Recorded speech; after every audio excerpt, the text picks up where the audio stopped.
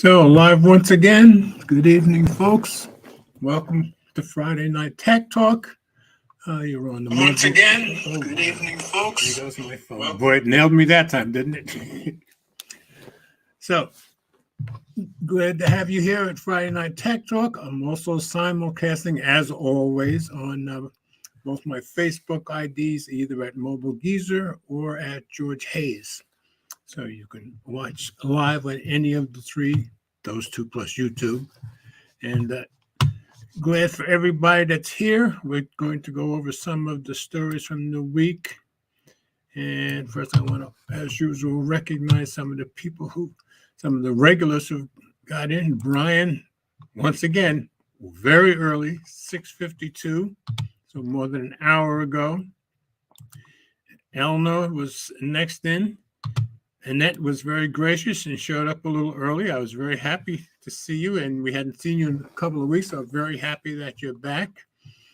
I'm pretty sure Renz is probably somewhere looking in the background, but he's at work in the Philippines. It's Saturday morning there, and he's gotten very busy. I wouldn't be surprised if Ren's, becoming a big shot because he's always that busy. So, and I'd be very happy for him too. So he may be here. If you are, glad to have you here, Renz. I know you're busy. And any of the others that show up, please say hello. If this is your first time here, I'll put something in the comments so I'll know you're here. And let me know what part of the world you're coming from. So we got Brian in New York, Eleanor and I are in Tennessee, and Ned's in California, and we'll see who else shows up. Of course, if Will or Ted show up, I'll certainly let you guys know. And by some miracle Mike shows up, I'll certainly let you know. But I'm guessing he's outdoor dashing with Patty. So we've all got stuff to pay for. But every week I put the show notes on my webpage. So let's show you what that looks like. I'm going to share screen here. So if you go to my webpage, which is mobilegeezer.wordpress.com, you click on today's date, you'll get just the show notes for tonight. And once we're here, as always, I'll give you a little preview of what we're going to go over tonight. And be prepared. This was a big week. It's Apple week, so it's mostly Apple tonight, folks. So, of course, we're going to start with the Wonderlust event that Apple had on Tuesday.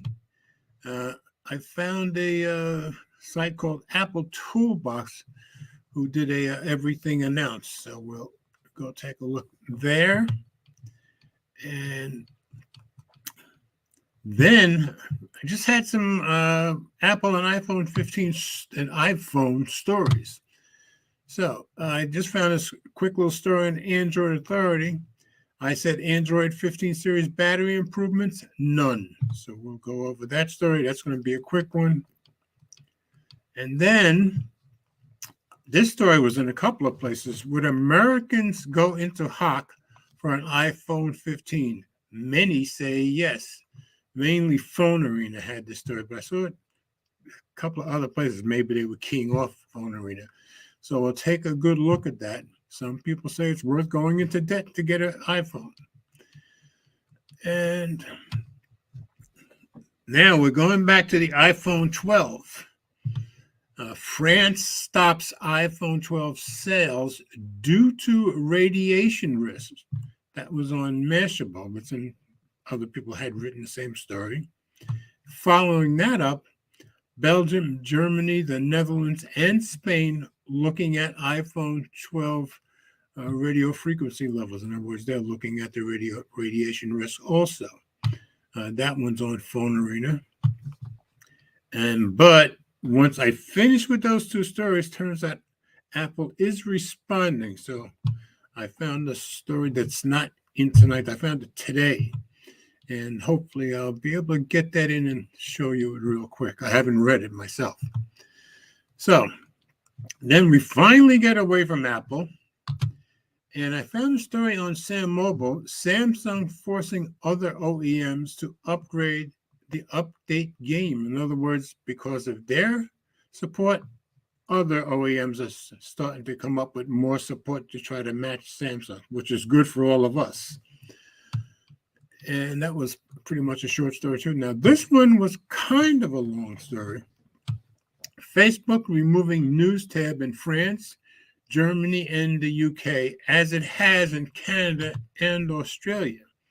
And if you remember, I reported on it just where this started in Australia, maybe a year and a half ago on Friday Night Tech Talk.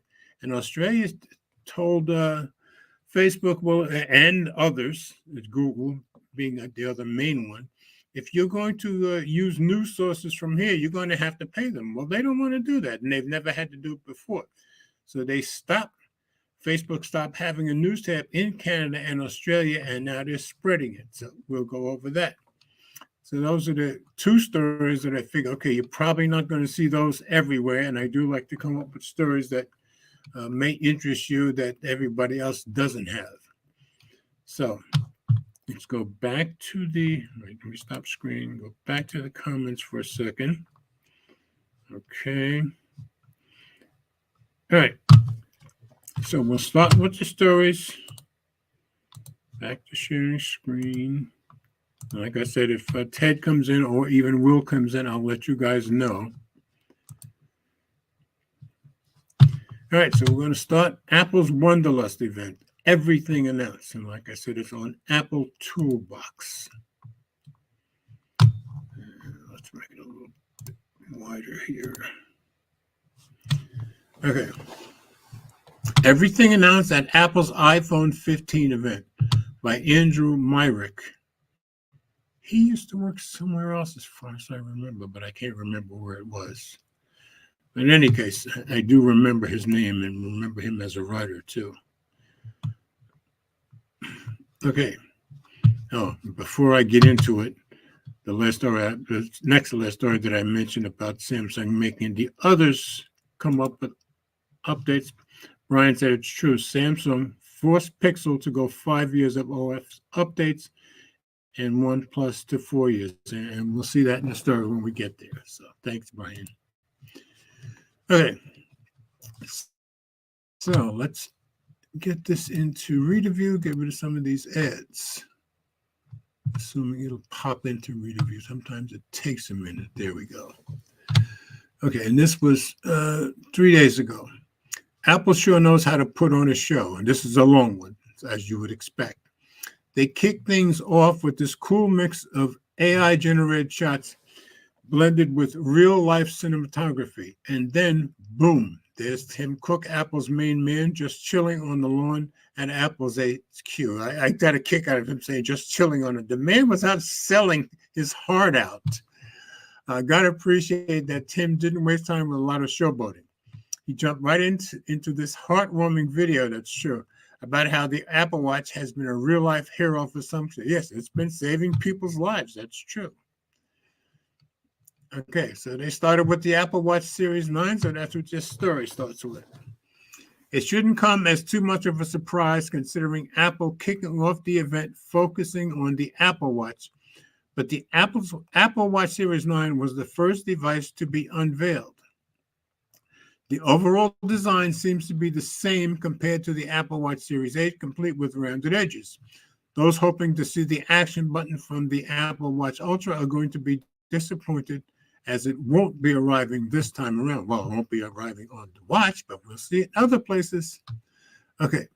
Coming as a little surprise, the majority of the changes for the Watch Series 9 come in the form of under-the-hood upgrades. Notably, Apple introduced the S9 SIP, or System in Package, and I've seen a few videos, and people are pretty impressed with this System in Package, which is claimed to be 30% faster than the S8 chip. This is an Apple Watch after all, so it's not like you need to run a bunch of apps at the same time. Another area where Apple improved the S9 is in the neural engine, as Siri is now on device, meaning that your Apple Watch doesn't need to relay information from your iPhone or the cellular connection. And I think that's pretty cool, so you can be away from your phone. With this series is now capable of providing your health data to you, such as how long you slept, or ask it to log your weight without needing to take out your iPhone, which is cool.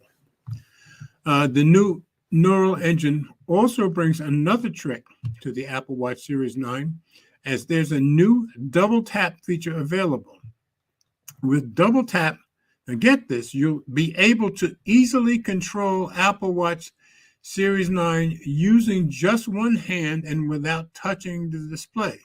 And if you remember, if you watched the event, they could simply, wait, let me see if I can get me in this just a little bit. They could simply just tap, and I happen to be wearing my Apple Watch SE today. And I watched the video showing me I could do some of those gestures with this watch. I won't do them now, but I can go forward, back up, and stuff like that, just doing this thing. I just had to turn it on in settings. I had no idea. So that's what I get out of it, because I won't be getting a new watch. With double tap, you'll be able to easily control Apple Watch Series 9 just using one hand without touching the display. All you need to do is tap your index finger and thumb together twice to perform the action of a primary button.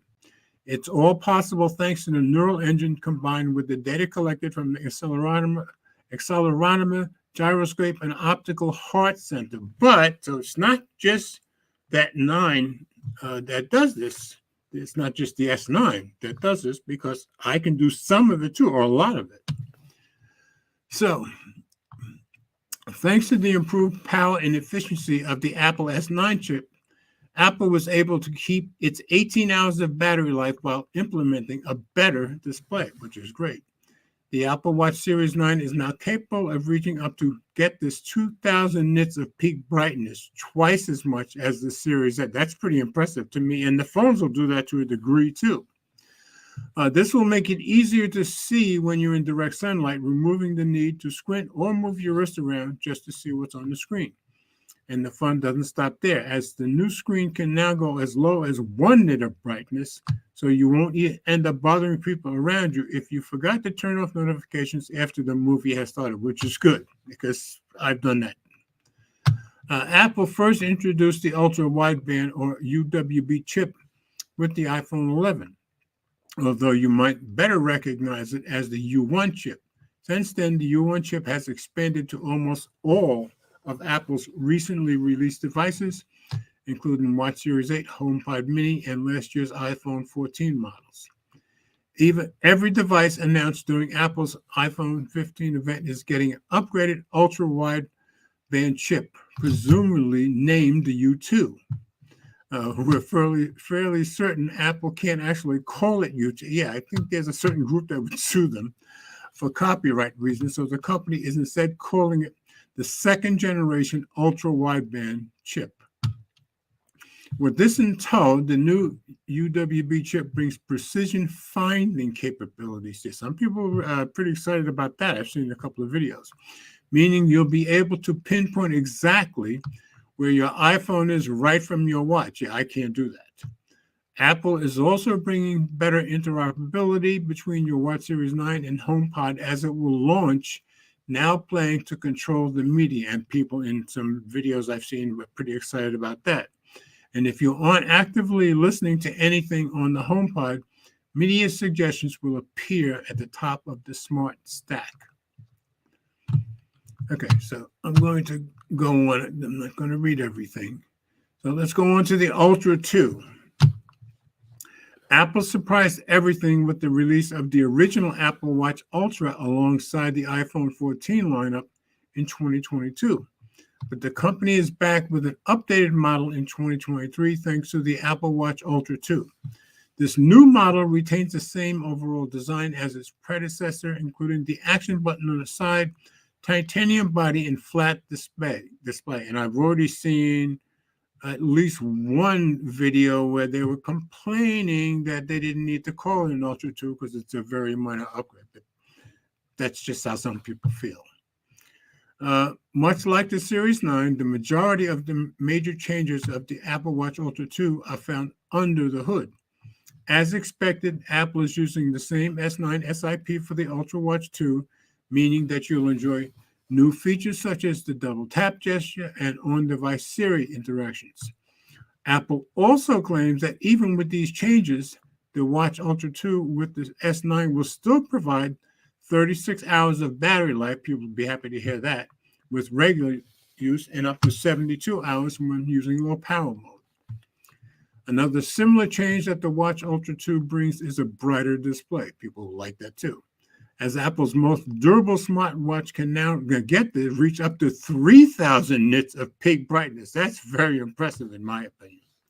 This is 50% more than the original Watch Ultra and is being touted as the brightest display Apple has ever designed. I wouldn't be a bit surprised.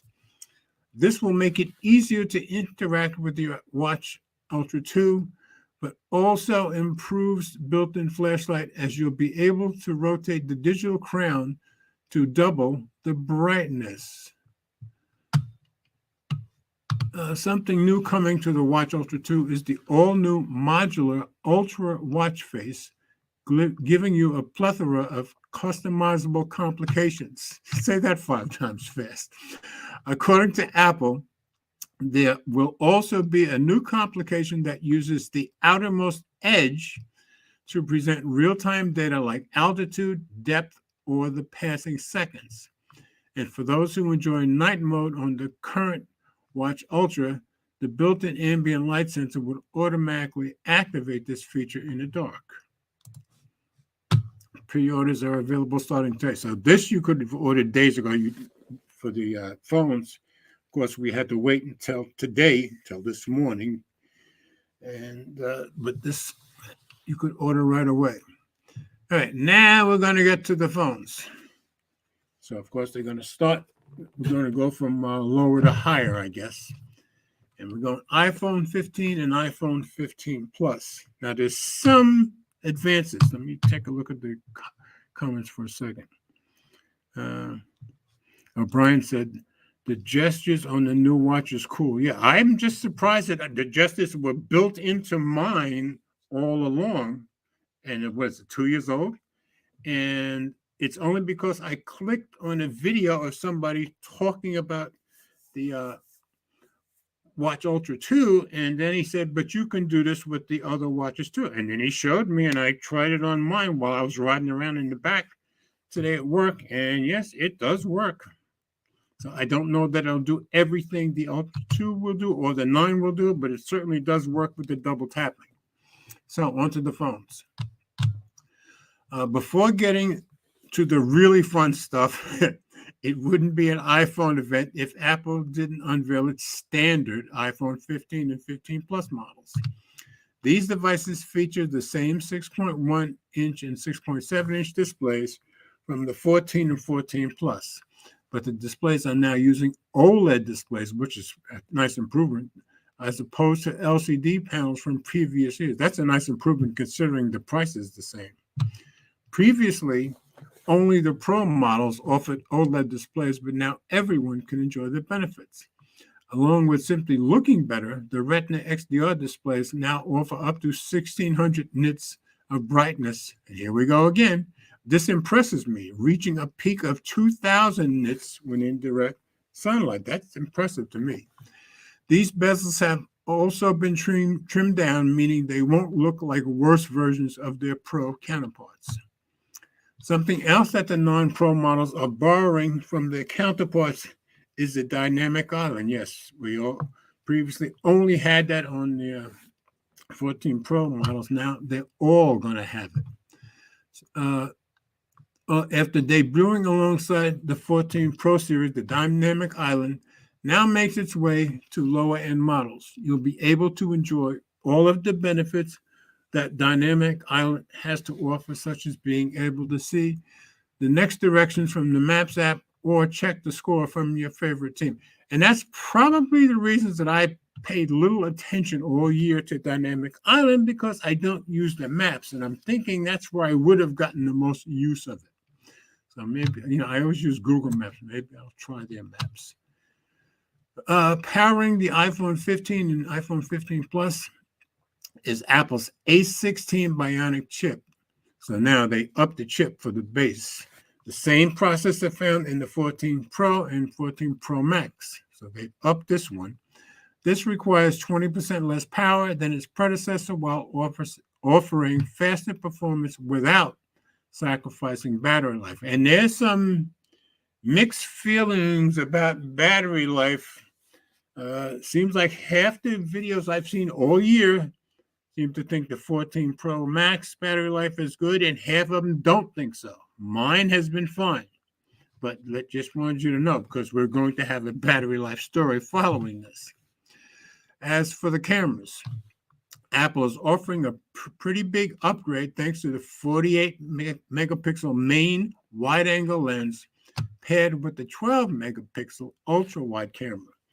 With the 48 megapixel main camera, you'll also find support for super high resolution photos at either 24 or 48 megapixels, which I think is pretty good in the base models. This larger sensor brings a 2x optical zoom, providing iPhone 15 and iPhone 15 Plus users with 2x 12 megapixel telephoto camera, despite there not actually being a telephoto sensor built into the phone, but it'll act like there is, so which is great. Let's see what Brian says before I go on. He says the brightness is cool, but the 60 hertz is not. Okay, that's on the best. Yeah, I get your point. But who was it? Will reposted something on X a little while ago where somebody had said, if you notice, most of the people that complain about not having 120 hertz on the iPhone are Android users. And I think he's probably right about that. But good point, Brian. So,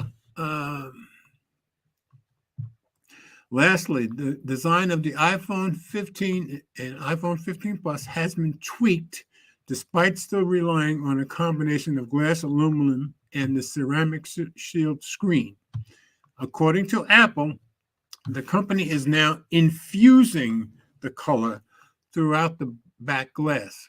Well, somehow it's stuck it in there, infusing. Okay, while being polished with the nanocrystalline particles and etched to create a luxurious, this is right out of advertising, textured matte finish. So it looks good, I guess. I guess feels good too. You'll also enjoy a matte finish on the new contoured edge, resulting in a phone that won't slip out of your hands quite as easily, and obviously won't get as many fingerprints too. Okay. Both the iPhone 15 and 15 Plus are available in 5 different colors: black, blue, green, yellow, and pink. Now, I saw Danny Widget at the event. He said people got all excited about the pink, but I've already seen other videos from other big YouTubers that hate the pink. So we're split down the middle there. There are also 3 different storage options, including 128, 256, and 512 gigabyte. Pricing starts at $745 for the 128 or $899 for the iPhone 15 with the same amount of storage. Pre-orders for these phones started this morning at 5 a.m. Pacific, 8 o'clock our time. And here's Ted. What's up, brother? Good evening, folks. Hi, how are you doing, George? I'm doing very well. I'm halfway through this Apple event, and of course, this is the biggest story of the week. And I've got you're already seen. I've got a bunch of Apple stories, but I thought it was pertinent this time. So, you want to take some? Should I just keep going? Yeah, keep going on this one. I'll take the next one. Okay.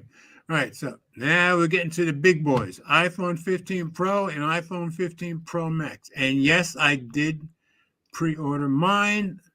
I took me from 8 o'clock, and they were pretty backed up. But I saw some stuff on X that said it had crashed. I never got a crash, but it took me about 40 minutes to get the order to go through.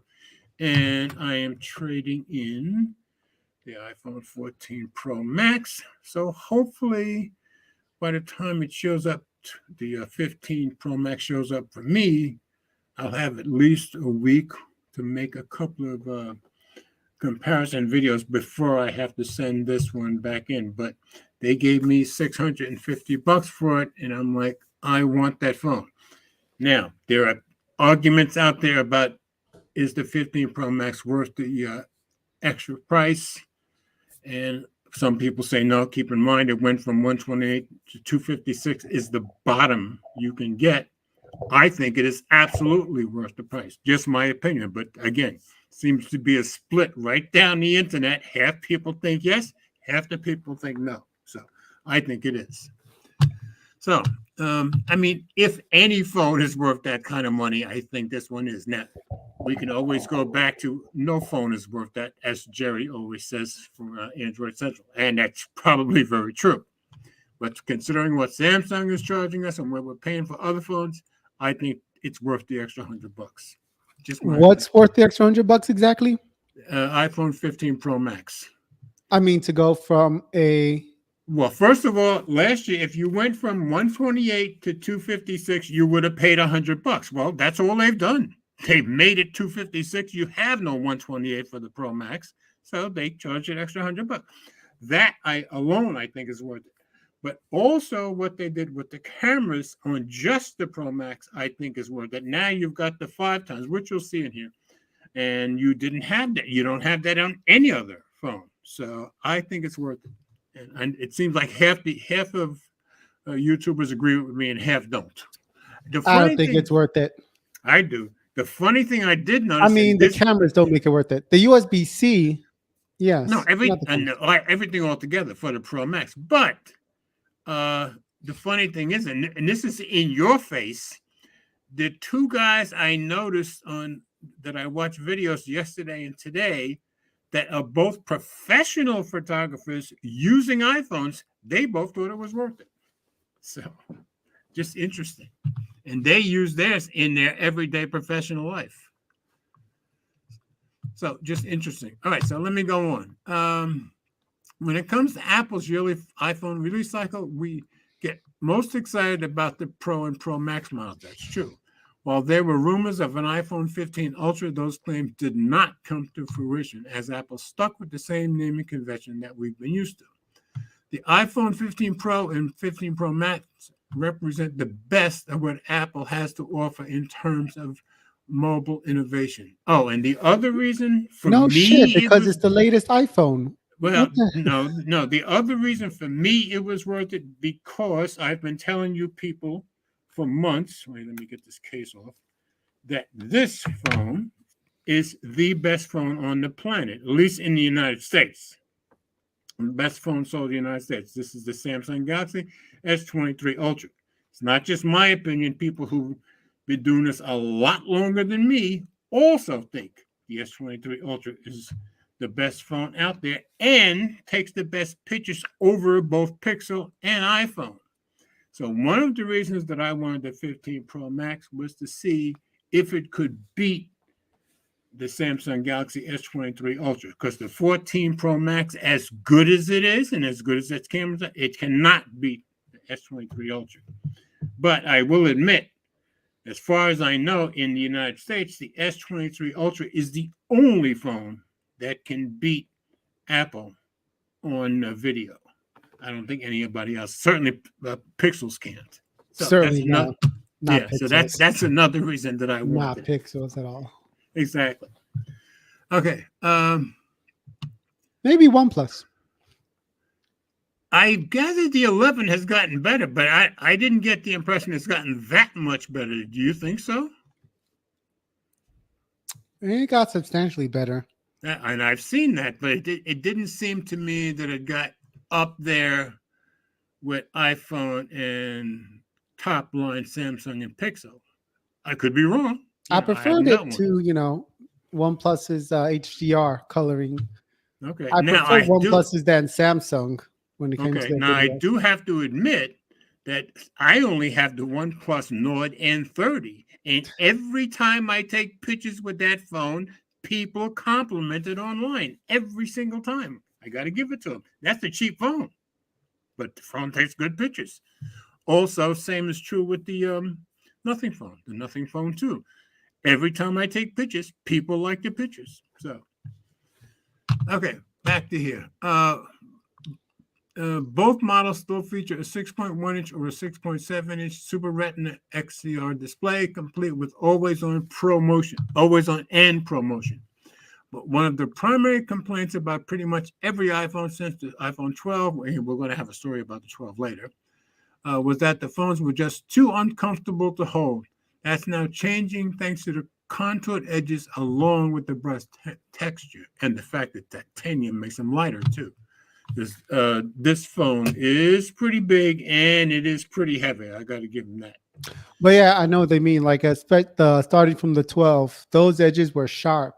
Yeah, It looked nice, but it was uncomfortable to hold without a case. Yeah, it didn't bother me, but of course I have a case on everything, so I could. Yeah, because But I can tell you, as far as size and weight, Will would not get this phone. He just said it was too big and too heavy. So the new phone is a tiny bit smaller, I gather, to hold, or better to hold, and certainly lighter because of the titanium rather than stainless steel. So, in recent years, this is another reason that I wanted it. I got pretty excited about this action button. So that's just me. In recent years, we've seen phone makers move away from the mute switch, but the iPhone was one of the last remaining holdouts. That's no longer the case, as Apple has now replaced it with a dedicated action button. The default action will still be to toggle between ring and silent. Yeah, that was the first thing they showed, that you hold it, you still get the silent and then ring. So I thought that was good. But you'll also be able to have additional options, including the following: quickly assessing the camera or flashlight, activating voice memos, activating focus modes, translate, accessibility features like magnifier, activating shortcuts. And keep in mind, that last one gives you a whole plethora of things you can do with it that you want to do just for you. So I was pretty excited about that. Apple has also implemented haptic feedback, which I think is great, into the iPhone 15 Pro to let you know when the action button is being activated. That's great.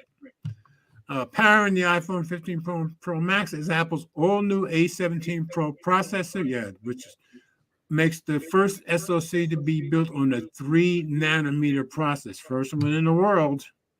Company claims the CPU is 10% faster, the neural engine is twice as fast, and the GPU is 20% faster. And considering it's 3-nanometer, I can believe that.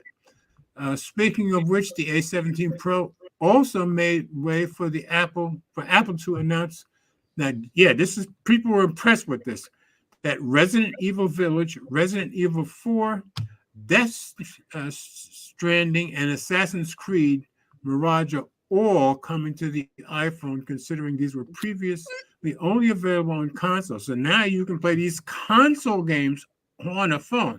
That is pretty impressive. I mean, I wouldn't want to play it on the phone, but on a tablet, that's great. I don't play many. I only play like Asphalt 9, but all the people who are gamers with those particular games, they were all very impressed. I didn't see one video where they weren't. So that's pretty cool. Impressive. Yes.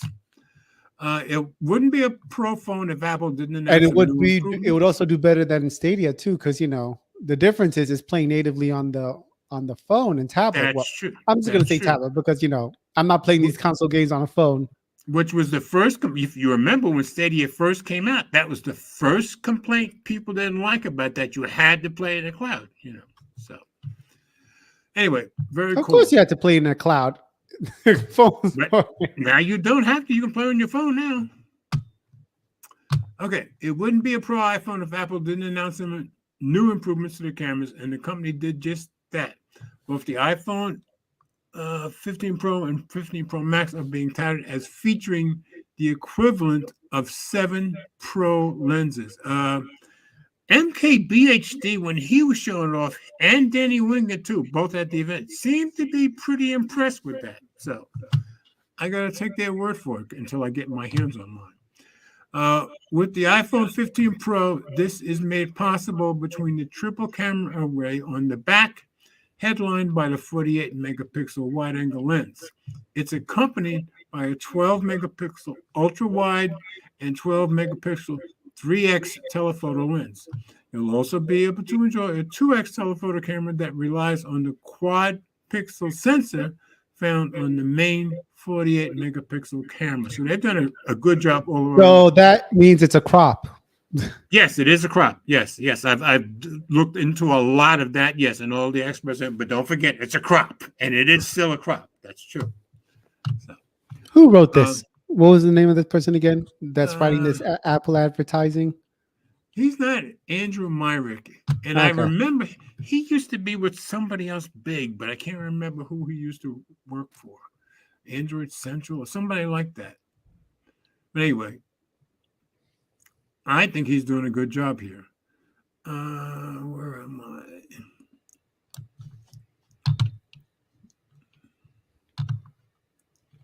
Okay, did that. Okay, the iPhone 15 Pro Max gets all of the same cameras as the smaller model, but the 3x telephoto lens is being replaced. Yeah, this is important. For the first time in an iPhone, Apple is implementing a periscope telephoto camera capable of offering 5 times zoom, and everybody's excited for this, including me.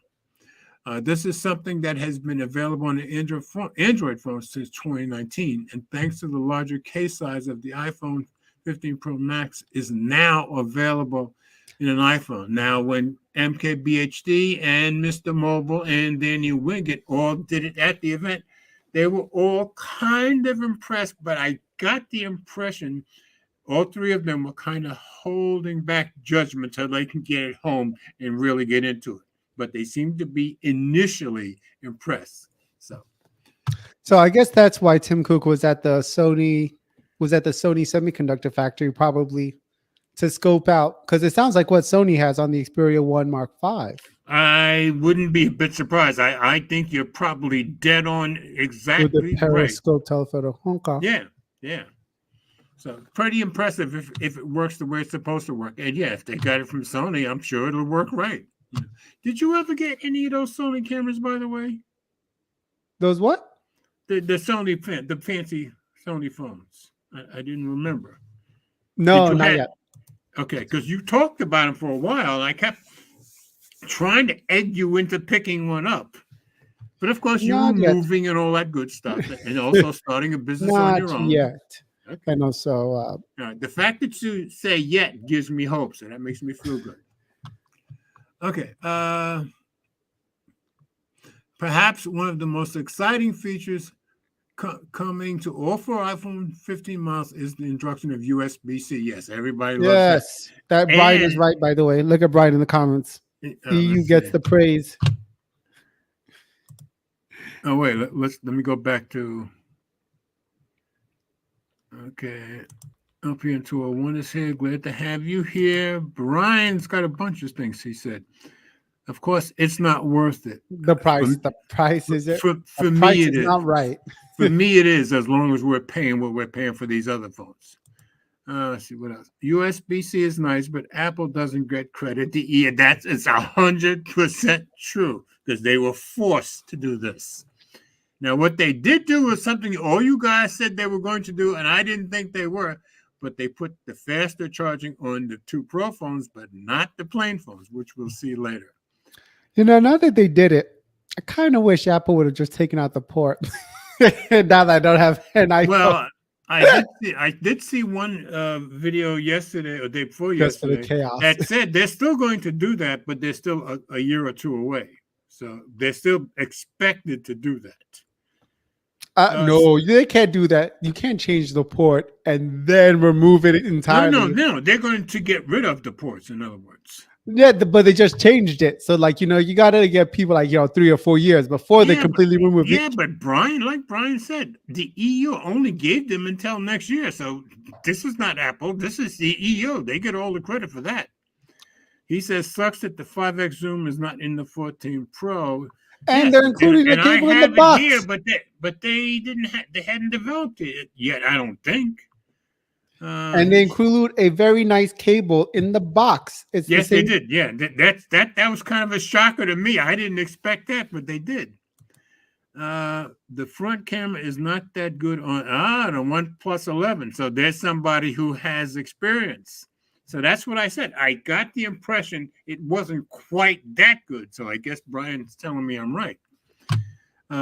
He says the Pro Max is still too huge of a device, and I guess I'm 6'3", and I used to be 6'4", and I guess I've got pretty big hands. None of these devices are too. Now, to me, the S23 Ultra, that's big. Yeah, let's put them side by side. You can see the S23 Ultra, even without the case, is still, and the iPhone has a thicker case, and the S23 Ultra is still the bigger of the two. But to me, they're not that big, but I'm a big guy. I have big hands, I guess. So the funny thing is, even at 6'4", most of my life, my hands have never been big enough to palm a basketball. So I could go up and dunk if I got up high enough. But since I couldn't grab the ball, I couldn't dunk right at the rim. I had to get up about to my wrist above the rim, and then I could dunk it. So that's what happens when you can't palm a basketball. Just interesting stuff. Okay. So that's right. You no longer need to beat yourself up if you forget your lightning cable at home. Actually, Mr. Mobile did exactly that. He left his lightning cable at home, as you can just use the same USB-C charger as your iPad or MacBook. With the move to USB-C, this improves transfer speed. Now get this, by 20 times, allowing you to transfer files from your phone to your computer faster than ever. The only catch is that the standard iPhone and 15 Plus are keeping the same transfer fees as a lightning cable, which people said they were going to do that. I didn't think they would, but they did. So with the two bottom phones, you still have the same speeds as a lightning cable, but with the Pros, you're going to have the 20 times faster. So I'll have Yeah, 20 times iPhone. Well, yeah, the 15 has 2.0. Yeah, and see, and you were one of the ones, Ted, that said they were going to do that, and I said nah, they weren't going to do that, but you were right. So,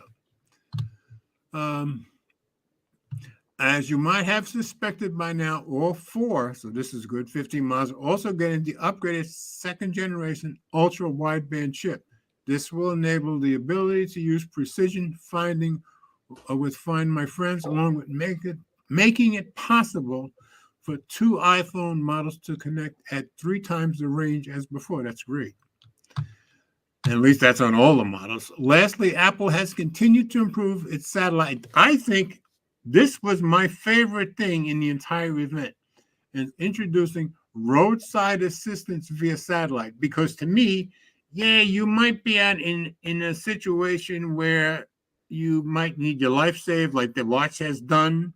But I think it's much more likely many more people might need roadside assistance where they have no signal.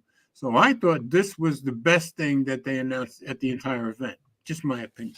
Just the best thing since sliced bread. Well, I think it's going to be the most useful thing, don't you think? Yeah, it's actually very useful. Yeah, so that's why I thought it was a great thing. In partnership with AAA, and I'm a member, so I don't have to worry about the 2 years, you'll be able to quickly and easily connect with the company and get roadside assistance if you run into car trouble. Apple states this feature will be included free for 2 years, but if you're a AAA member, you just have it, period. So I'm happy I'm a AAA member. Pricing for the 128 gigabyte iPhone 15 Pro, $999. 15 Pro Max, $1199. So it's $100 more than last year. I think it's worth it, just my opinion. The difference here is that Apple is no longer offering the iPhone 15 Pro Max with just 128 gig, and instead starts at $1199 for $256. And last year, if you wanted $256 on the 14 Pro Max, you paid $1199. So in that regard, it hasn't even been jacked up, but I think it's worth it.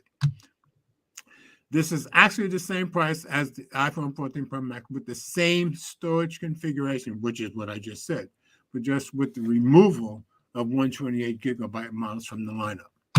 So, and boy, carbon neutral. Did you watch the event, Ted? Yeah, some of it.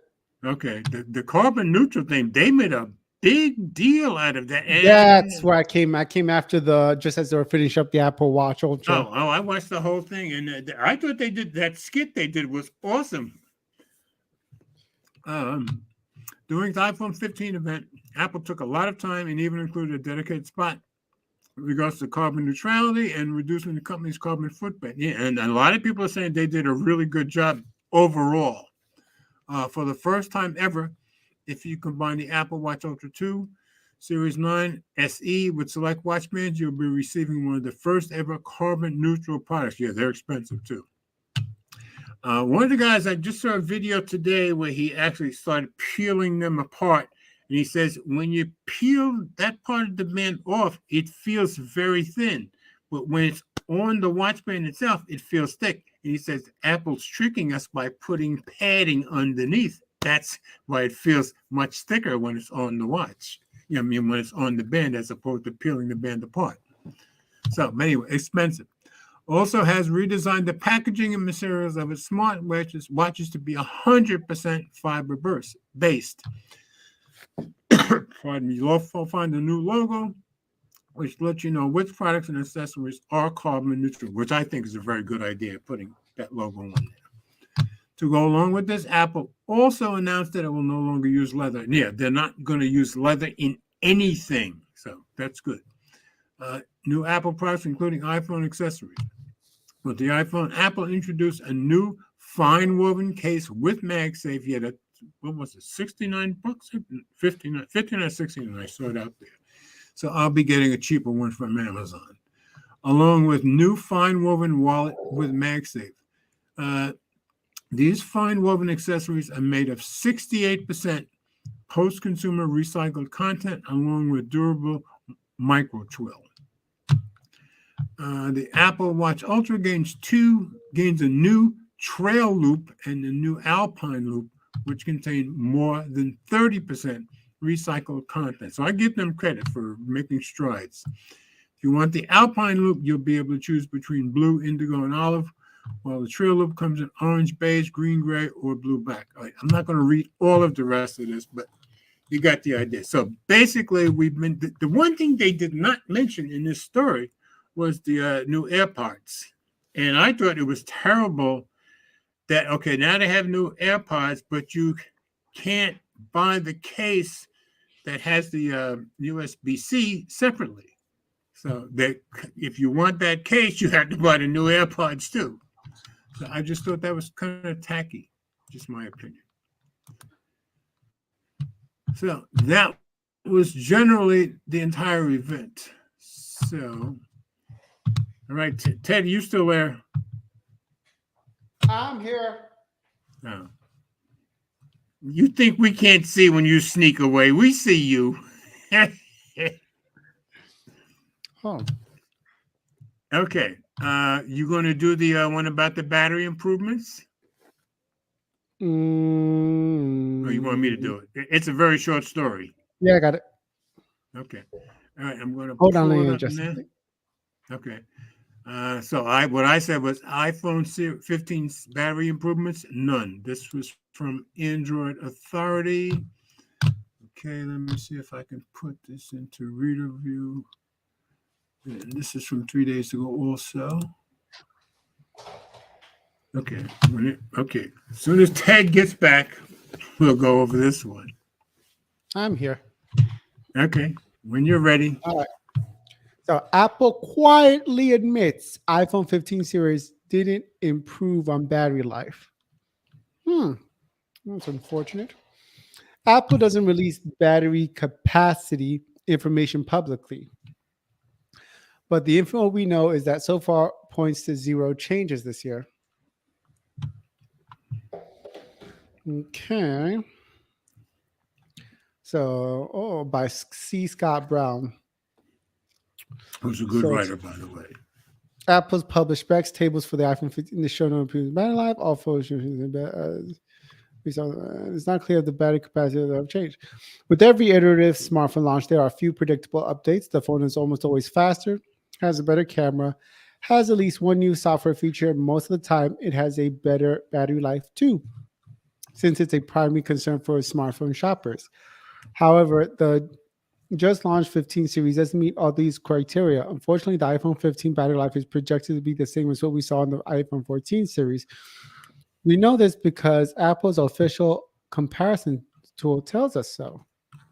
Yeah, let me take it out of reader view so you can see the screenshot that he's talking about. Okay. Okay, so Here's first, the screenshots he's talking about. There's the Pro 14s. Okay. Mm-hmm. There's the Fast battery charge life. capable. Yeah. Okay. Okay. Mm-hmm. And here's the 15. Muy bien. Muy bien. So, Okay. so It still has the same same thing. 20 hours, 16 Right. hours, 80 hours, up to 50% Exactly. charge, 20 watts car. Let me see the other one. 23, 20, 75, 23, 20, 75, 29, 25, 95, 29, 25. Okay, so they're saying it's no difference on all of them, on the whole range. Exactly. The whole range. Yeah. And that's the big complaint. But the Pro and the Pro non-Pro models hasn't changed. The phones will last you just as long as their 14 counterparts and take just as long to charge. Apple does not advertise battery capacities and milliamp hours. Generally, we learn that the precise battery capacities of phones once they make it to the public as someone opens one up to find out. However, judging from this chart, it does not appear that Apple has changed anything. In fact, if Apple changed battery capacity in 2023, we guess the company actually made them smaller. That's true. Yeah. The iPhone 15. Yeah, and because they have a very valid reason why they believe that. Good. Come with an upgraded chipset in the A16 Bionic, while the iPhone 15 Pro and 15 Pro Max come with the new 3nm A17 Pro chipset. Apple spent time during its Wonderlust event saying that these systems are more power efficient than the previous models. If so, why is the iPhone 15 the same as the 2022? A logical conclusion would be smaller batteries. We'll know for sure in a few weeks. In the meantime, if you're not a fan of the iPhone 14's battery life, you don't need to bother upgrading to this year. Apple isn't promising you anything better than what you've already got. Who was unhappy with the 14 battery life? Year's, I've seen about split down the middle. Mine I've been very happy with, but I've seen some other big YouTubers who said they had terrible battery life with all. Okay, so it's just the people who had the Pro Max. It's a very personal thing with all of us. So it's just people who be a lot more had problems with it than I thought. Just people who have the Pro Max were happy with it. Who were happy with battery life. Okay. No, I saw complaints about Pro Max with a couple too. So that surprised me, because I've never had any issues with it. All right, moving on. Let's see. Anything new here? Let me. That's a shame because these phones are these are the phones that can do console gaming with Resident Evil and all that. Right. Let's see. Okay.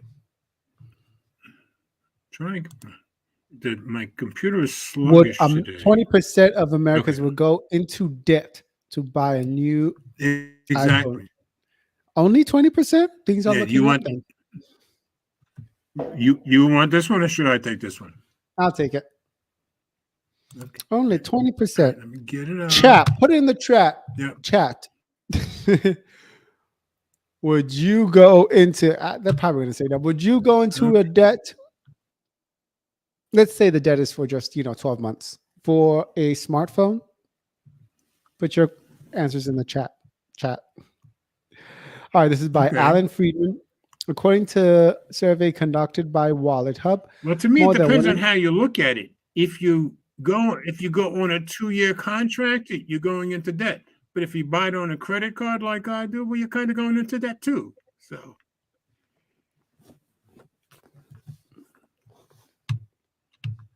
you ready? Yeah, that's true.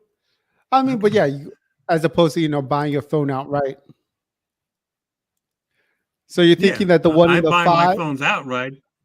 So you're thinking most of the people asked for, considering the fact that if they were financing it through their characters, that's technically debt. Well, let's read the article to see. believe it's worth going into depth. I think it's made kind of clear in this. I think it's made kind of clear in the story that the majority of people they're talking about are people who want to finance through the carrier. According to a survey conducted by Whenever you're WallaHub, ready. more than 1 in 5 Americans believe it is worth going into depth to purchase one of the new iPhone series handsets. This is half of the 2 in 5 who do plan on buying one of the new 2023 iPhone models. Is it better to finance a purchase of your new phone or better to pay it off at one time? Nearly 2 in 5 say it's better to pay it off newly bought handset installments. Phone shaming is a thing. If you don't believe us, watch the reaction of an ISO message chat group made up of teens when an Android user joins the discussion. Text bubbles turn green from blue, and features like end-to-end encryption, read receipts, typing indicators, and high-quality images all go away. The Android user gets to hear results like, "What's the matter? Your pops can't afford to buy you an iPhone." Now, this goes back to a discussion that Mike and Will and I had 2 weeks ago.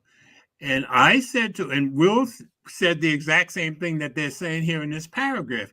And I said, yeah, but that's mostly teenagers. That's not adults. Well, they did the same thing. They went back to teenagers. But do adults act that way? I think the Yes. majority probably don't. But I can't Adults do prove it. act that way. But I can't prove it. Adults said do act that majority. way. Adults do act that way. To me, if you're a majority adult and you're Where acting is, that way, how much of an adult are you? Probably Where not is very much, where is in my he? opinion. I haven't seen him in a while. Where's our resident troublemaker in the chat? Oh, Gary? Gary, yeah. Yeah, I haven't seen Gary in a few weeks. So Let's just say if you're dating, you're gonna want to have an iPhone in your hand if you're in that dating life. And I've seen that in all kinds of videos about women reject men who don't have, or if they don't see the blue bubble, they reject. It's so stupid. Now, my attitude is, if that's the kind of woman you're dating, you're probably dating the wrong woman in the first place. So you need to go find somebody else.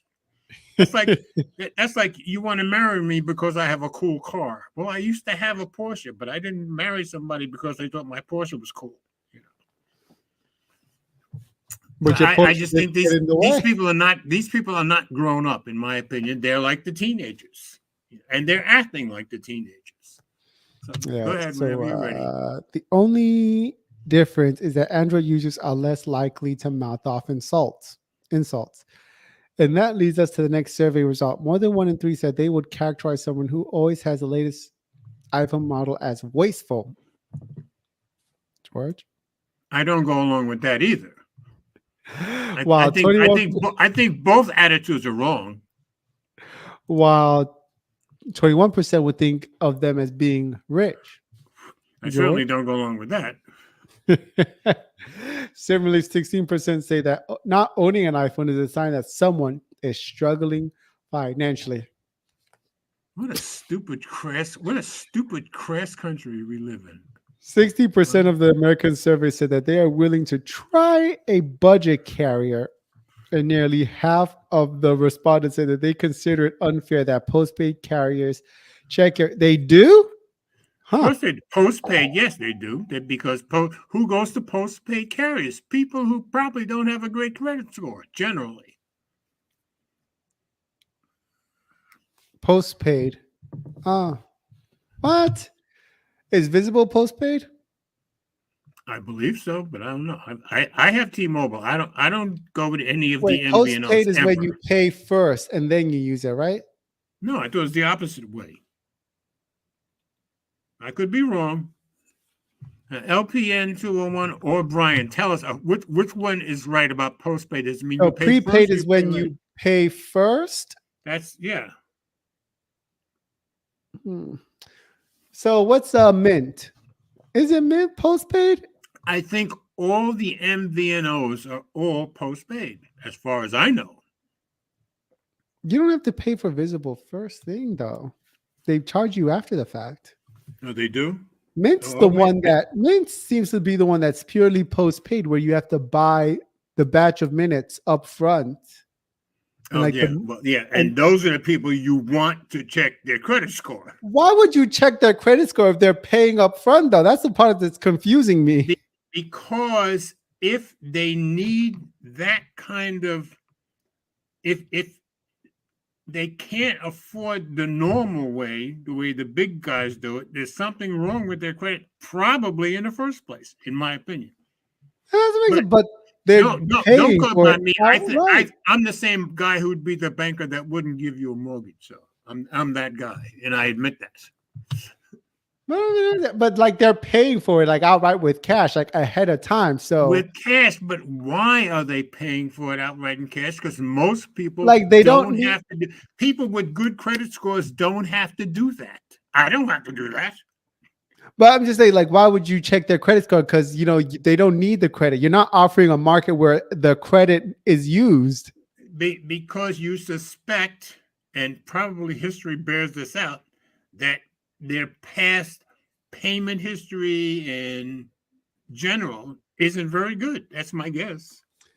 Uh, I'm guessing. Nearly 3 in 4 say that iPhone models are overrated, and that more than half Americans said that Apple does not pay enough in taxes.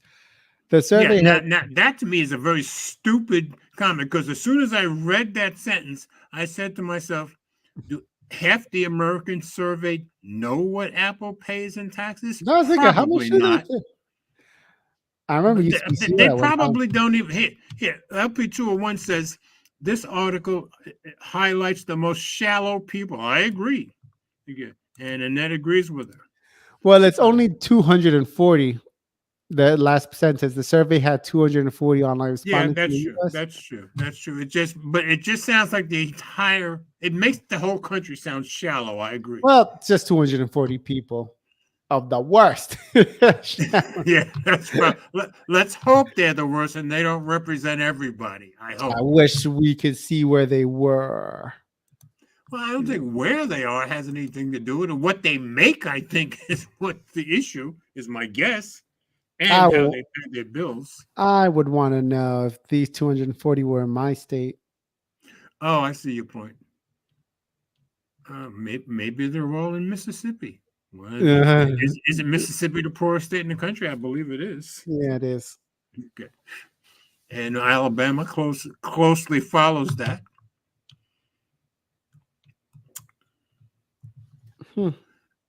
Okay. What else? What else? All right. Here's Gary. Gary got in here. Gary, we were just talking about you. Gary says, "Hey guys, prepay, don't check credit." That makes sense. Postpay checks credit. That's what I figured. Makes perfect sense to me. I'm a prepay. No, you're not. You're postpay. You're T-Mobile. That's true. They check your credit. Well, yeah, I guess that makes sense too.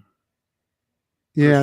Okay. Because I know I have very high credit, so I guess that makes sense. So that makes sense. Okay, so man, the MVNOs are prepaid, and then so it's prepaid when you buy the minutes before you pay the money, and then you get the minutes. Then you get the service because they don't trust their credit. Obviously, okay. So I had it backwards in my head. Okay. Okay, and then the postpaid ones like T-Mobile Visible, they send you the invoice. Exactly. Okay. Exactly. Thanks, Gary. But now keep in mind, for the last 6 years, T-Mobile doesn't trust me all that much because if I didn't give them a card that they could just charge automatically every month, they didn't want nothing to do with me. Okay. So they don't trust me so much either.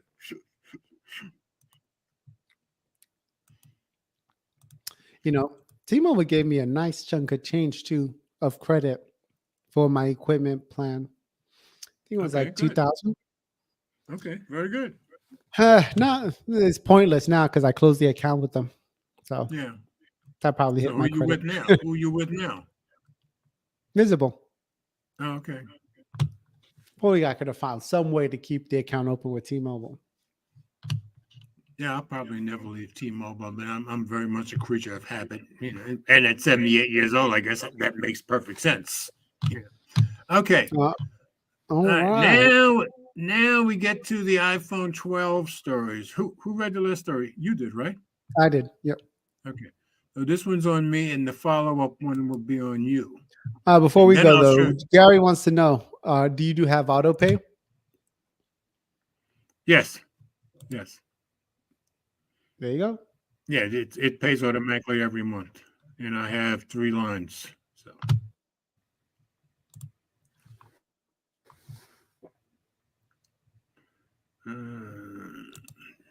She says same. Same what? I lost it. Oh, the auto pay, I guess. Okay. Okay. This is interesting story, but I have a story that's not in the show notes to follow up on both of these stories. But I'll start with this one Ooh. first. So this was on Mashable. And let me go into review. Get rid of some of these ads. France suspends iPhone 12 says claiming high radiation levels by Cecily Moran. And this is from 2 days ago. Apple quickly refuted the claims. The iPhone 12 could have higher than safe radiation levels. While Apple unveiled the iPhone 15, France halted production of the iPhone 12 at the same time. On Tuesday, the same day of the September iPhone event, French radiation watchdog agency ANFR, all right, should I try it? Agence Nationale de French, I can't say that. This is where I need LPN 201 who speaks French. All right. ANFR released a statement temporarily suspending sales of the iPhone 12 for exceeding radiation levels. ANFR conducted a test of specific absorption rate close to or in contact with limbs, e.g., in the user's hand or their pants pocket, which makes sense. I think they're being very picky about it, though, at least based on what I'm reading. ANFR found SAR levels to be above regulatory limits. The agency called for a temporary suspension of iPhone 12 sales until it could be remedied, which I think it may have already been, but we'll see. In a statement to Reuters, Apple refuted the claim, saying that the iPhone 12 was certified by multiple international bodies as compliant with global radiation standards, that it had provided several Apple and third-party lab results proving the phone's compliance to the French agency. Apple continued to say it's contesting ANFR's findings and will work with the agency to find I guess to finally resolve the issue. While it's certainly scary. No, well, it should say while it's certainly scary to think the thing you carry around all day could have serious health consequences, it's not as bad as it sounds. According to the World Health Organization, which has conducted many studies on electromagnetic fields produced by mobile phones, no adverse health effects have been established as being caused by mobile phone use. I just think they're much stricter. Furthermore, in an interview with French news outlet Le Parisien, Jean-Noël Barrot, wow, I said it right, Junior Minister for Telecommunications and the Digital Economy, said a software update could sufficiently lower radiation levels, and that's what they're doing right now, or they may have already done it. So even if the iPhone 12 radiation levels are too high, there's likely a simple solution. Coincidentally, as of Tuesday's launch of the iPhone 15, the iPhone 12 is, it should say, no longer directly sold through the Apple Store. However, that doesn't mean it's discontinued. It is still available through third-party vendors. You want to learn more, blah, blah, blah. So let's get out of this story and go on to the next one. Ted, you going to do the next one? Yes. Okay. Now, this is like a follow-up story because it's not just France anymore. Now there's others. All right, Ted, when you're ready. Okay.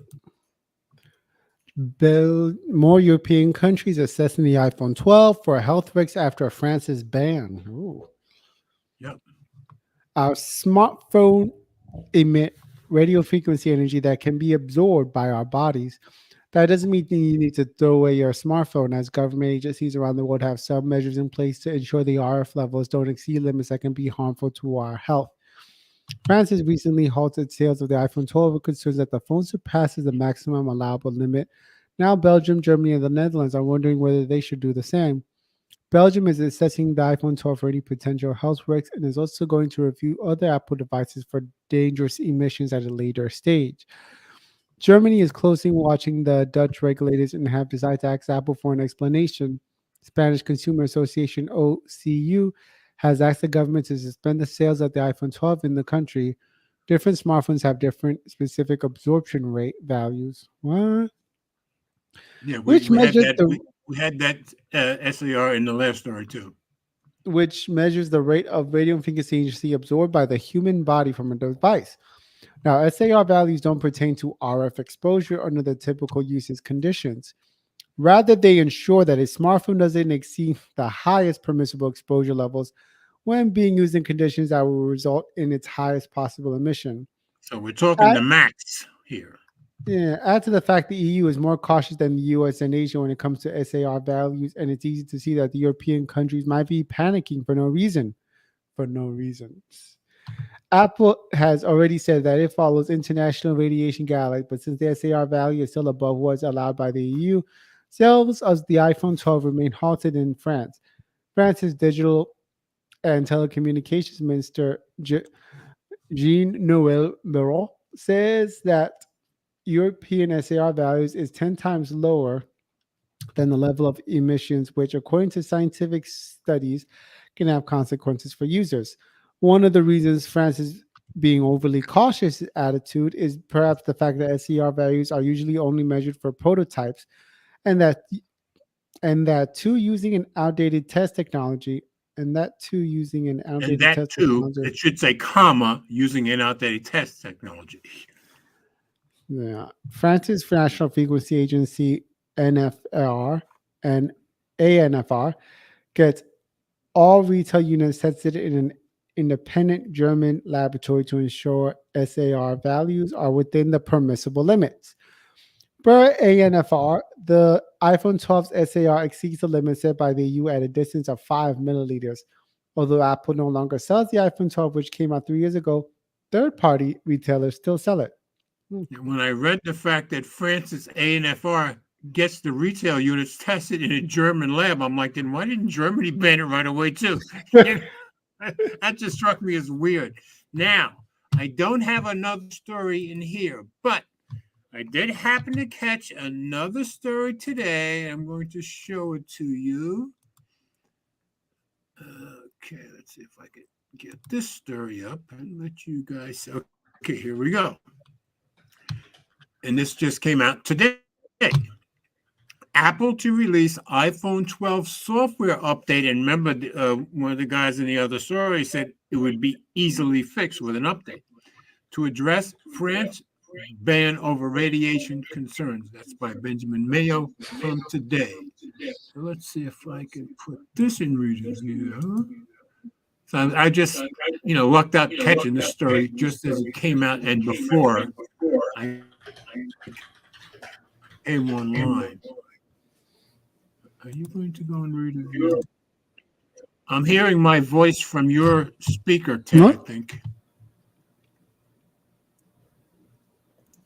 Okay. The iPhone 15 launch this week has been somewhat overshadowed by a strange controversy over radiation levels emitted by the iPhone 12, which has led to France issuing a sales ban on the device. Apple now says it will release a software update.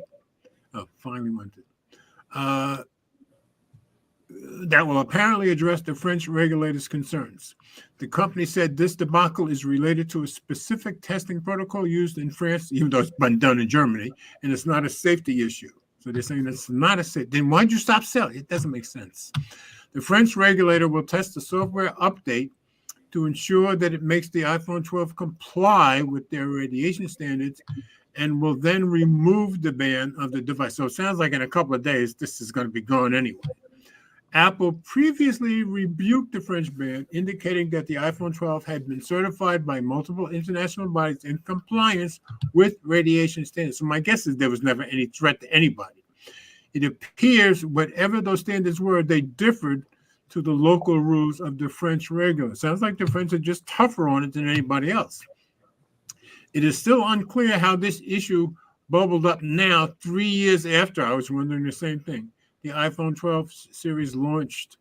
In fact, the French ban was instated on the same day Apple voluntarily stopped selling the device following the introduction of the iPhone 15. So they stopped it the day they announced the 15. Okay. Additionally, there is no evidence that radio waves emitted from phones are unsafe for humans in any way. I used to work on a project for a year, a programming project, where I dealt with radio frequency ammunition boxes and gun boxes used by the Marines. Didn't hurt any of us. Just because this was back in 2002, maybe something like that. Still, it's not good PR for a model of an iPhone. That's true, which millions of people will still be using to be labeled by a country's regulator as exceeding regulation limits. Apple would be hoping that this forthcoming software update can wrap this up this whole controversy for good. Yes, I'm guessing by probably Monday, this whole issue will be gone. So I just was glad I was able to find that follow-up. So, okay. Now we're going to move down. All right, now we come to the Samsung forcing others. Let me get into the comments for a second. Let me stop screen for a minute. Okay. Let's see. LPN 201 is like you, left T-Mo to go to Visible, and very, very happy with Visible. So, Gary, the French radiation standards are pretty high. Yeah, to me, it sounds like they're higher than everybody else's, but my guess is Apple's probably already got it fixed or will have it fixed. EMT is never very good, but we got to have our tech. Yeah, but like I said, I worked with it for a year and it didn't bother anybody there. And I was one of the few people there that wasn't ex-military. BlackBerry saw in the 2000s was the, I didn't know that. Oh, so they had to, Ted popped out on us. Oh, now you're back. Don't be sneaking around. He's sneaking around, folks. Macronomaniac had a bee in his body. Yeah, I think so. Okay, Ted, you going to do the Samsung story?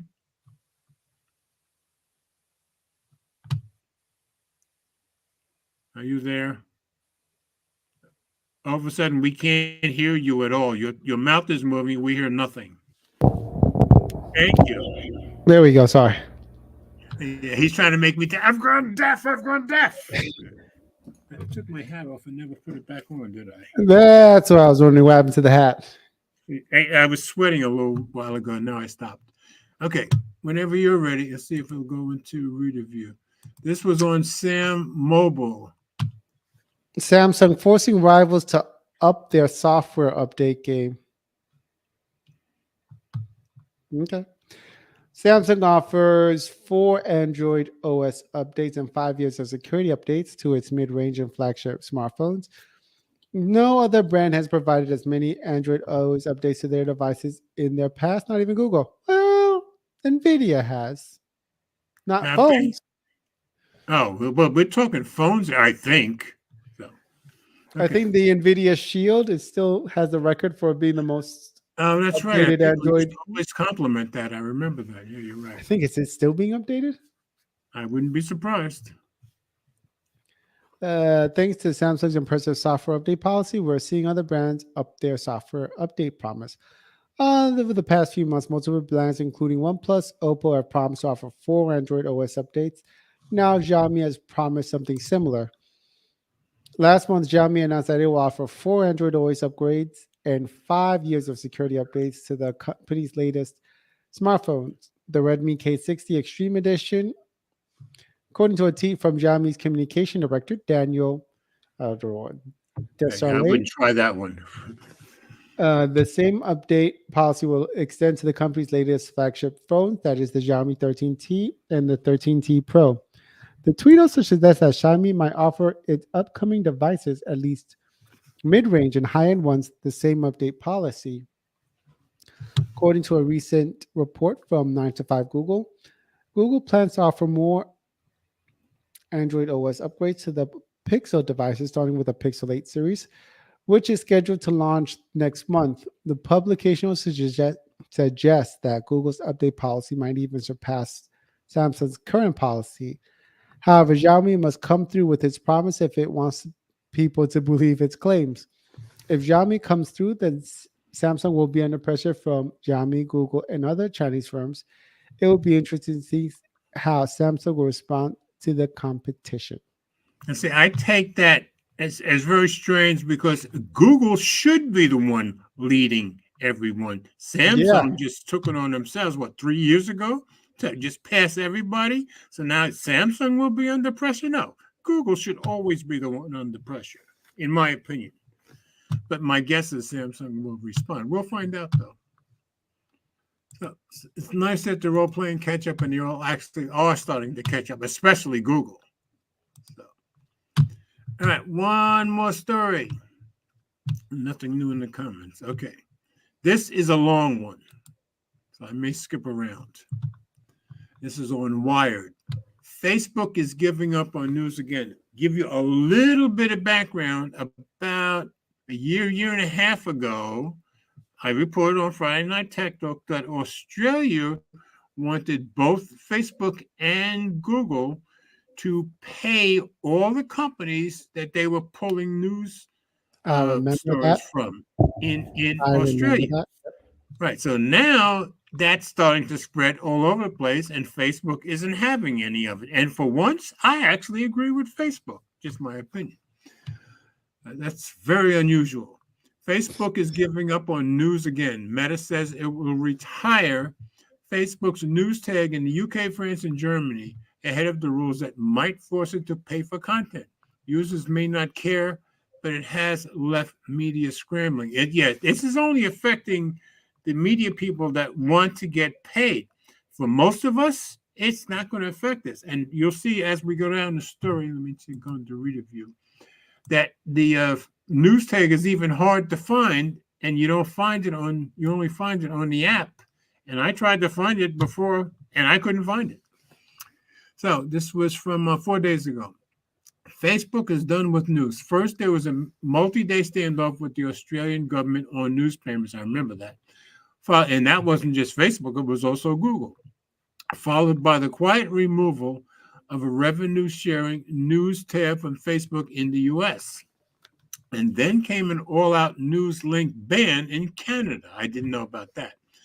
And now Meta is killing off the news tab in France, Germany, and the UK, where it is also ending funding for a well-liked local news project. As in Canada and Australia, the change of policy in Europe preempts legislation across the EU as well as the UK that may see the social giant asked to pay for news it shares. That's what I would do too. Just stop it. Facebook owner Meta said this week that it would remove the news tab in all 3 European countries by December, meaning it will no longer pull in articles to show in the app. Users may well shrug, I would, because I don't even see it, because it also means the end of payments to the news media taking part. Yeah, so I guess they're getting paid. And to me, there's some indication in the story that Meta is being kind of generous in some cases. Meta said it would continue to honor existing deals. So they do have deals to pay some of these people, but would not renew them when they expire.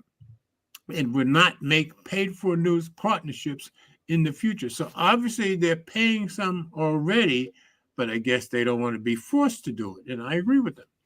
It looks like Meta is pushing the reset button, but very few news organizations are prepared for that, says Sarah Ann Gentner, an expert in platform regulation and governance at Simon Fraser University in British Columbia.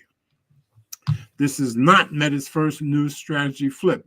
Every few years, it had introduced a tool to pull in external news before refocusing to prioritize posts from friends and family. So that's the thing about Facebook. Facebook was started mostly it's friends and family. So I can see why that takes priority. Trending topics lasted 4 years before conspiracy theory scandals sparked its closure. Instant articles lasted longer. I never heard of that. But the media industry didn't want its passing earlier this year. A Columbia Journalism Review study showed more than half of launch partners quit within 3 years in 2020. Well, none of us normal people even knew this stuff existed in 3 years. In 2020, Meta tried another tactic, adding a news tab to Facebook apps to surface stories while paying the media organizations supplying the content. So they were paying them.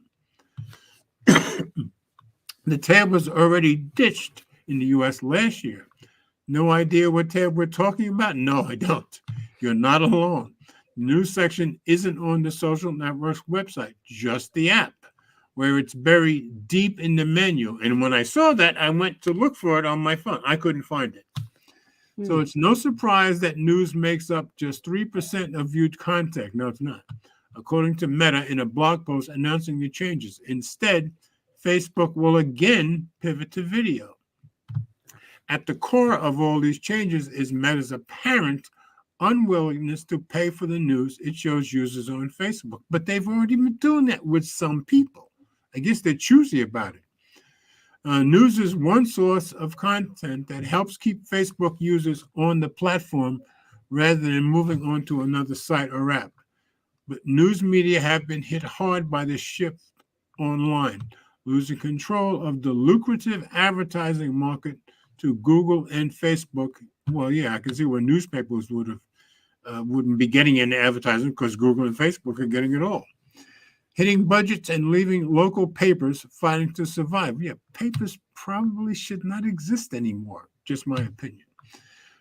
I'm supposed to be the old guy that wants to hang on to his newspaper. I've been saying for years, they should stop existing, just my opinion. Through the years, Meta has sought ways to financially prop up news organizations, but so far nothing has worked, and now it appears to be given up. And by the way, my part-time job with Enterprise, all of us, except one guy, are all retired, so almost everybody's in their 60s and 70s. Those are the only people I ever see with newspapers. I gave up newspapers 50 years ago. That's just me. 50? 50. Yes, I stopped reading newspapers literally 50 years ago, and I haven't gone back to them since. So, like I say, I may be old, but that doesn't mean I have to act old or dress old. I refuse. And there are old people who can't stand me for that, but I don't give a crap. Meta did not respond to a request for comment. During its most recent experiment with news, Meta reportedly paid, now, see, they do pay, UK news organizations millions of dollars alongside running a community news project, a program that funded 100 local news journalists in news deserts across the UK. So they've been trying to help these people. They just probably don't want to have to support these people. Look at him. Look at him. Hey, wise guy. Wise guy. I'm supposed to be the Jersey guy here, not you. Okay. That was pretty good, Ted. I like that. Oh, hey. Meta donated 5.9 million pounds, around 7.3 million, to fund a further 2 years of the scheme. So they've been trying to help these people survive, obviously. That initiative has now also been shelved, something that Henry Farr Walker, chief executive of NewQuest, the UK's second largest publisher of local newspapers, yeah, your job is dead end, baby, called a cynical move from a company that takes billions of pounds from the UK advertising. Now, listen to this. Takes billions of pounds from the UK advertising market and built their Facebook platform in part by free writing on the quality content. That is so BS skewed. He's saying they're being hypocritical because they're taking. Now, who is bringing the advertising money? Oh, companies that want to advertise. So it's Facebook's fault that those companies want to give the money to Facebook and advertise rather than some dying newspaper? It's ridiculous. You know, you're living in 1960, except it's 2023. That's the problem here. Facebook's willingness to pay for news is ebbing right when it is about to be told by legislators that it has to pay for news. That's why they're pulling it all. Meta has gone to quite extreme lengths to resist legislation on the subject. I'm on their side. In 2021, the Australian government passed a law requiring digital platforms such as Meta and Google owner Alphabet to pay to show news content. Meta played hardball, not only banning news links from being shared across Facebook, but also stopping users from posting links to non-news sites such as official government health pages during the pandemic. Well, that's rough. The standoff ended after the government agreed not to apply the requirement to Meta if it signed enough revenue-sharing deals with media of its own accord. They're asking them to keep these newspapers alive, and I don't see any reason why they should have to.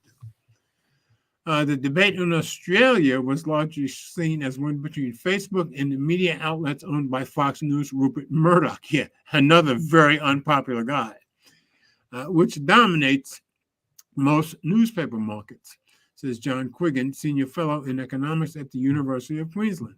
At least in the parts of social media I frequent, Murdoch is so unpopular that most people took Facebook's side automatically. Now, you got to be pretty unpopular for people to choose Facebook over you. But yeah, there are a lot of people who dislike Rupert Murdoch for years and years around the world. Adding that the standoff was a draw with Murdoch's organizations and other large media, including the Australian Broadcasting Corporation, receiving payments while smaller publishers have seen very little or nothing at all. So even though Facebook was paying some, Murdoch was getting most of it. Who didn't need it? It's the small guys who needed it.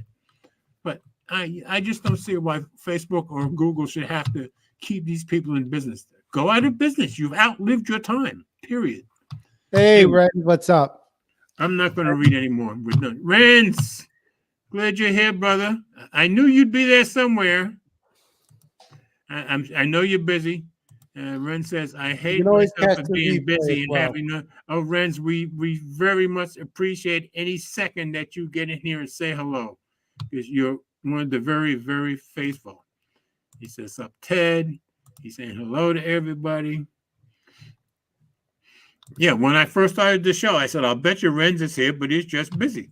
Renz, I said, I think you must be on your way to becoming a big shot because you're always super busy at work these days. So if you are, I think that's great. So that is my last story. And let's get out of here. And let's stop. Okay. And nothing else in the comments. Okay. Oh, here, Gary. What's a newspaper and how do we get one of those? I agree. I think newspapers are a thing of the past. And the only people who want newspapers are old folks like me. And I'm one of the few that don't want them and haven't wanted them for years. So I just think that they've outlived their time. It's like, should we all go back to listening to the radio and never look at TV? Or should we all go back and looking at TVs instead of watching YouTube, like is what most of us do these days? Hey, when your time has come and gone, your time has come and gone. Newspapers' time has come and gone. Oh, Renz, you're always so faithful. Thank you very much, sir. Very, very much appreciated. You get coupons in a newspaper. Ask me how many coupons I use. Oh, yeah, 0. Now, Eleanor gives me coupons. I end up putting them in a car. I haven't used it. She gave me coupons 2 weeks ago. I haven't used one yet. Monday, I probably will and hope to, but I don't use coupons. So why would I care? 2 for 1. Nachos. Okay. Muy bien. Muy bien. Gary says people get their news from Exactly. Most people get their news from Twitter or even from YouTube. That's why society is on the decline. No, it's just that you have to believe the right news or the truthful news. And that can be hard to determine, I admit. But newspapers are just a thing of the past, and people have to realize it. Now, of course, they're probably not going to disappear completely for another, I'll say, 10 to 15 years. Why? Now, keep in mind, the guy who's talking is not a baby boomer. I'm older than every baby boomer ever born, because I was born before baby boomers ever existed. But in the next 10 to 15 years, all these baby boomers who want newspapers, they're going to be dying off. So the newspapers will go out of business. Coupons, Gary. You're gonna want a coupon next Monday when it's National Cheeseburger Day. Oh, I could probably like a coupon next. When Next Monday. is National Cheeseburger Day? Yep. So Wendy, if you gotta have a coupon. No, it's McDonald's. You're gonna if you want a 50-cent cheeseburger, you're gonna need a coupon. Clip a coupon. Well, what I was just saying, the good thing for me is I work on Mondays and I work with a bunch of old farts, and I'll bet you they'll all have a coupon. I wouldn't be a And bit surprised. So yeah, Wendy's if I can too. get a 50-cent cheeseburger, I'll take it. Wendy's, you can get a penny cheeseburger, but you got to buy something first. What, a Monday? Yeah, Monday for the How do National you Cheeseburger Day. How did you find all, or did you just read it in that paper you were just reading? Exactly. I sure did. That's a newspaper for you. Okay, like I said, I stopped reading them 50 years ago, and I mean that literally. So, yeah, I stopped reading newspapers when I started getting my sports news from from radio, from TV. I just didn't need the newspapers because I'd say the last 10 years I read newspapers when I still worked in New York, and I picked up a newspaper every day. It was because of sports. So it was usually the New York Post because they had the best sports section. I never saw Gary saying he saw newspapers at 35 cents. The cheapest I ever saw newspapers was 50. And it certainly that was the weekday editions, certainly wasn't the Sunday editions. All right, guys. The 78-year-old will now talk. I can remember when newspapers were a nickel. Okay. When I was a kid, newspapers were a nickel. This was in the 50s. Okay. I'm like Renz. As a matter of fact, I'm the same way with books. I've been through I'm probably on my 13th or 14th Thomas Sowell book right now, but I listen to them on Audible. I don't read them anymore. It's just me. All right, Renz, thank you very much. Have a blessed weekend, sir. All right, guys, we're done. So thank God Ted came in. You always make it a much better show, sir. I appreciate it. Yeah, it's always fun to come by when I can.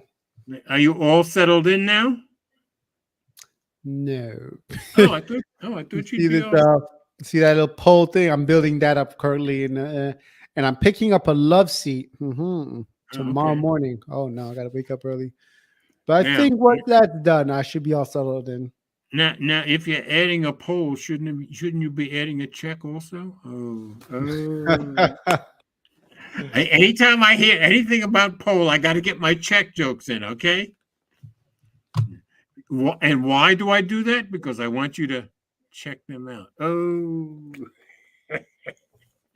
Every time you think I can't get worse, I can manage. Let's see. Gary said good night. Mars bars and Milky Way were 25 cents. Now she's not anywhere near as old as me, so but yeah, she would know that. I could remember when Milky Ways were a nickel also in the 50s when I was a kid. Yes, thank you, Gary. Hit the like button, folks, and tell your folks about us. Come back next week, and hopefully Ted will be here, and he always makes the show better. Oh, Gary says, Paul, when is she coming? Oh, you can always depend on Gary. All right, folks, we're going to get out of here. Thanks to everybody who contributed. I forgot to mention, when I did get my order through for the iPhone 15 Pro Max this morning, it said estimated delivery October 9th through 15th.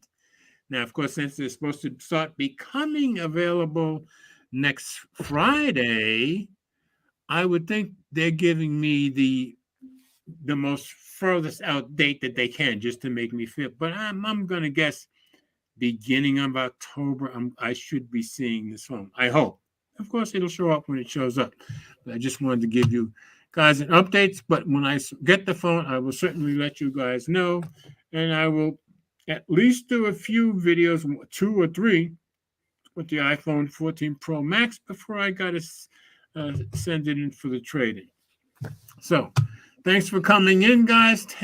Ted, thanks for being here as always. And everybody have a very blessed weekend. And let's always remember we all do better when we love each other. And here comes the pregnant Good night. pause at the